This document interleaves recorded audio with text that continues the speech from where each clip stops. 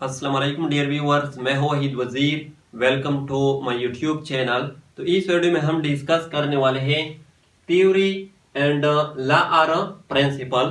यानी इस वीडियो में हम ये डिस्कस करेंगे कि हाइपोथेसिस क्या होती है, थ्योरी क्या होती है एंड लॉ क्या होती है।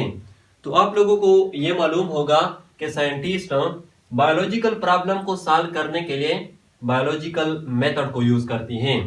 बायोलॉजिकल मेथड का जो फर्स्ट स्टेप है वो है ऑब्जर्वेशन। यानी इस स्टेप में साइंटिस्ट बायोलॉजिकल प्रॉब्लम को डिफरेंट एंगल से ऑब्जर्व करते हैं, डिफरेंट एंगल से स्टडी करते हैं। फिर साइंटिस्ट ऑब्जर्वेशन को मद्देनजर रखते हुए एक हाइपोथेसिस पेश कर लेती हैं।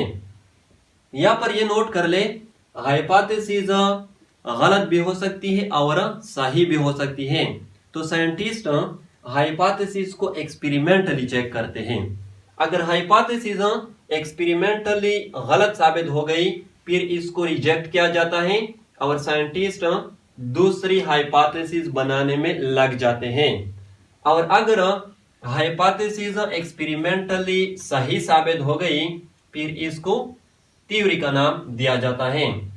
इसके बाद क्या होता है, फिर डिफरेंट कंट्रीज के साइंटिस्ट इस थ्योरी को भी एक्सपेरिमेंटली चेक करते हैं। अगर ये थ्योरी एक्सपेरिमेंटली गलत साबित हो गई फिर इसको रिजेक्ट किया जाता है। और अगर ये थ्योरी एक्सपेरिमेंटली सही साबित हो गई फिर इसको लॉ और प्रिंसिपल का नाम दिया जाता है।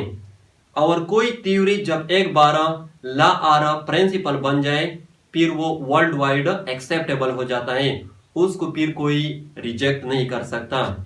यानी हाइपोथेसिस भी रिजेक्ट हो सकती है अगर एक्सपेरिमेंटली गलत साबित हो जाए, थ्योरी भी रिजेक्ट हो सकती है अगर एक्सपेरिमेंटली गलत साबित हो जाए। लॉ और प्रिंसिपल को कोई रिजेक्ट नहीं कर सकता, ये फिर वर्ल्ड वाइड एक्सेप्टेबल हो जाता है। तो आई होप आप लोगों को वीडियो अच्छी लगी होगी। Thank you.